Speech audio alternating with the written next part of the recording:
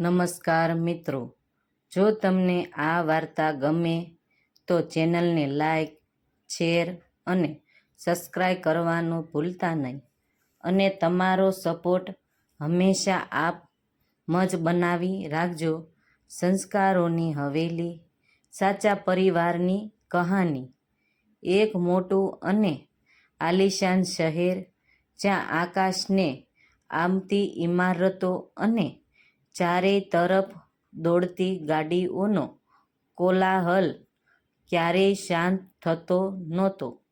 આ જ ચક્રચક્રિત શહેરમાં એક ભવ્ય અને અત્યંત મોટો બંગલો આવેલો હતો, જેને બહારથી જોતાં જ કોઈ પણ સામાન્ય માણસ અજાઈ જાય.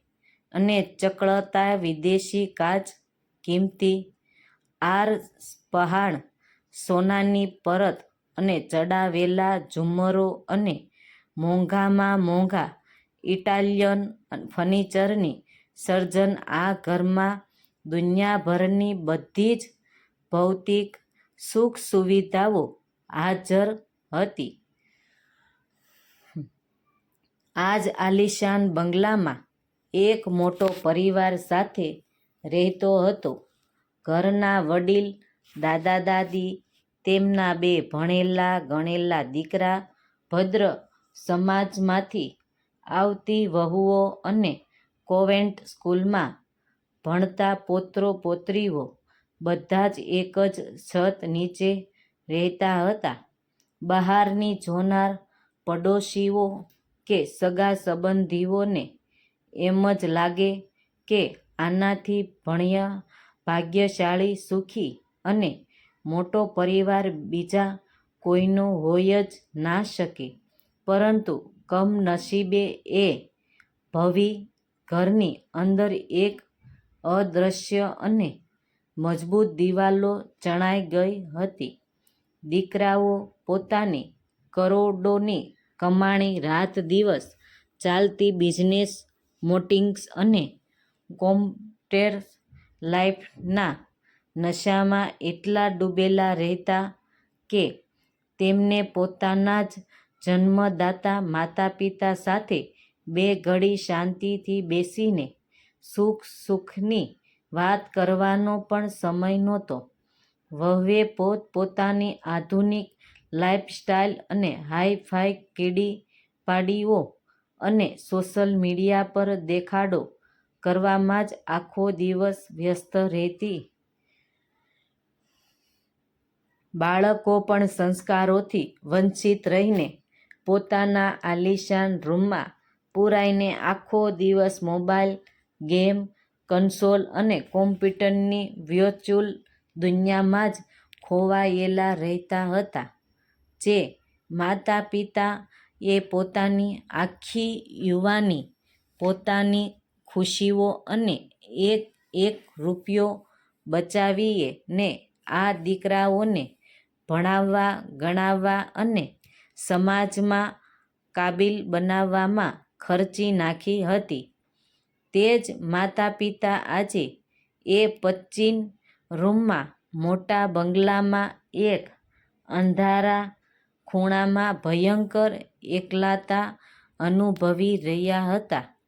ઘર તો ઈંટો અને પથ્થરોથી બહુ જ મોટું બની ગયું હતું, પણ ત્યાં દિલમાં કોઈના માટે પ્રેમ કે જગ્યા નહોતી. વડીલોના આદર સંસ્કારની જગ્યાએ માત્ર ઔપચારિકતા અને એક બોજ જેવી લાગણી વધી ગઈ હતી. અને તેમના વર્ષોના અનુભવ તથા આશીર્વાદની કિંમત એ ઘરમાં કોઈ સમજતું નહોતું. દીકરા-વહુઓ માટે માતા-પિતા માત્ર ઘરની એક જૂની વસ્તુ સમાન બની ગયા હતા, જેમના હોવા કે ન હોવાને તેમને કોઈ ખાસ ફેર પડતો નહોતો. સમય હંમેશા એક સરખો નથી રહેતો. સમયનું ચક્ર ખૂબ જ કુદરતથી ફર્યું અને અચાનક જ એ હસતા, રમતા અને ઘમંડી પરિવાર પણ એક બહુ મોટી આફત આવી પડી. મોટા દીકરાએ શેરબજારમાં અને એક નવા વિદેશી પ્રોજેક્ટમાં કરોડો રૂપિયાનું અંધાધૂંધ રોકાણ કર્યું હતું, જેમાં રાતોરાત બહુ મોટી છેતરપિંડી થઈ અને ભયંકર નુકસાન થયું. આ નુકસાનની અસર નાના દીકરાના મેન્યુફેક્ચરિંગ બિઝનેસ પર પણ પડી, જેના લીધે આખા પરિવારની આર્થિક સ્થિતિ સંપૂર્ણપણે ડગમગી ગઈ. ફેક્ટરીઓ બંધ થવા લાગી, કર્મચારીઓનો પગાર ચૂકવવાના ફાંફા પડી ગયા અને રોજ સવારે બેંકનો કડક નોટિસો આવવા લાગી. દેવું એટલું હદે વધી ગયું કે કોર્ટે તેમના આલીશાન બંગલાને જપ્ત કરવાની ચેતવણી આપી દીધી અને આખરે એ વૈભવની નિશાની સમાન બંગલો વેચવાની નોબત આવી ગઈ. અત્યાર સુધી જે દીકરાઓ અને વહુઓ પૈસાના અને મોંઘી ગાડીઓના ઘમંડમાં રાચતા હતા, તેઓ અચાનક જ રસ્તા પર આવી ગયા અને લાચાર થઈ ગયા.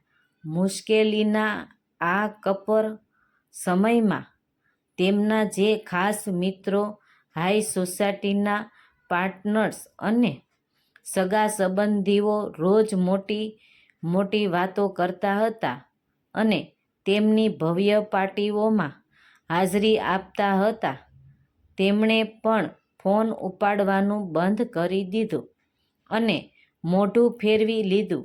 જે ઘરમાં ક્યારેય હાસ્ય ગુંજતું હતું, ત્યાં હવેલી તણાવ, ઢોર નિશાના અને રોજ-રોજના ઝઘડાઓ વધવા લાગ્યા. એકબીજા પર દોષારોપણ શરૂ થઈ ગયું અને સંયુક્ત પરિવાર તૂટવાની અણી પર આવી ગયો. આ બધી જ કટોકટીની પરિસ્થિતિ ઘરના શાંત અને સમજદાર વડીલ માતા-પિતા ચૂપચાપ જોઈ રહ્યા હતા. તેમણે દીકરાઓને વ્યવહારનું દુઃખ તો હતું, પણ તેમના પ્રયત્નનો પ્રેમ ઓછો નહોતો થયો. એક સાંજે જ્યારે બંને દીકરાઓ આર્થિક તંગી અને સમાજમાં થનારી બદનામીના ડરથી માથું પકડીને રડી રહ્યા હતા અને હસતા સામા આવીને ખોટા પગલાં ભરવા સુધીના વિચારો કરી રહ્યા હતા, ત્યારે દાદા અને દાદી ધીમા પગલે તેમની પાસે આવ્યા ને દાદાએ ખૂબ જ વ્હાલ અને વડીલ સુલભ શાંતિથી બંને દીકરાઓના ખભા પર હાથ મૂક્યો અને તેમને હિંમત આપી. તેમણે પોતાના જૂના લાકડાના કબાટમાંથી એક વર્ષો જૂની કાપડની પોટલી કાઢી, જેમાં તેમના જીવનભરની સરકારી નોકરીની પ્રોવિડન્ટ ફંડની બચત, સોનાના થોડા શુદ્ધ દાગીના અને ગામડાની જે પૂર્વજોની જૂની જમીન હતી, તેના અસલી દસ્તાવેજ અત્યારે સુધી સાચવીને રાખેલા હતા. દાદાએ હસીને અને ગર્વથી કહ્યું કે દીકરાઓ, મુશ્કેલીઓ અને પૈસાની ખોટ તો જીવનનો એક નાનો ભાગ છે. એ તો આવે ને જાય. જ્યાં સુધી તમારા આ માતા-પિતા માથા પર હાથ છે અને અમે જીવતા છીએ, ત્યાં સુધી તમારે હિંમત હારવાની કે ડરવાની કોઈ જરૂર નથી. પૈસા મહેનતથી પાછા આવી જશે, પણ આપણો પરિવાર ન તૂટવો જોઈએ. માતા-પિતાના આ પવિત્ર અને ભરોસાપાત્ર શબ્દો, તેમનો અડગ વિશ્વાસ અને વડીલોની વર્ષોની એ ગુપ્ત બચત, તે એ બરબાદ થઈ રહેલા પરિવારને સંપૂર્ણપણે પાયમાલ થતા અને રસ્તા પર આવતા બચાવી લીધો. વહુએ અને દીકરાઓની આંખોમાંથી પસ્તાવાના જોરદાર આંસુ વહી ગયા. જે વડીલો તેઓ અત્યાર સુધી નકામા અને આધુનિક દુનિયામાં પાછા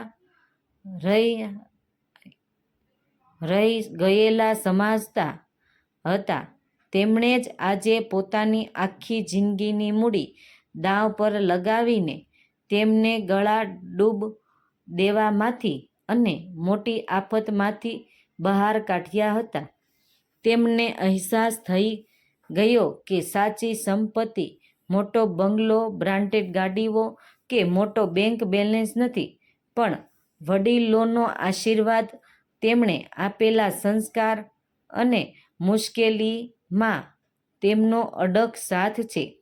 સમય જતાં મોટો બંગલો વેચાઈ ગયો અને તેઓ એક નાના સાધારણ મકાનમાં રહેવા ગયા, પણ હવે એ નાનકડા ઘરમાં વડીલોનો આદર, પણ સ્પર્શ, પ્રેમ અને સાચો કિલકિલાટ પાછો ફર્યો હતો. હવે વહુએ રસોડામાં દાદીમાની મદદ કરતી અને દીકરાઓ રાતે આવીને દાદાજીના પગ દબાવવાને તેમજ સલાહ લેતા. બાળકો પણ મોબાઈલ છોડીને દાદા દાદી પાસે વાર્તાઓ અને સંસ્કારો શીખવા લાગ્યા હતા. સાચે જ ઘર મોટું હોવાથી ક્યારેય પરિવાર મોટો નથી થતો.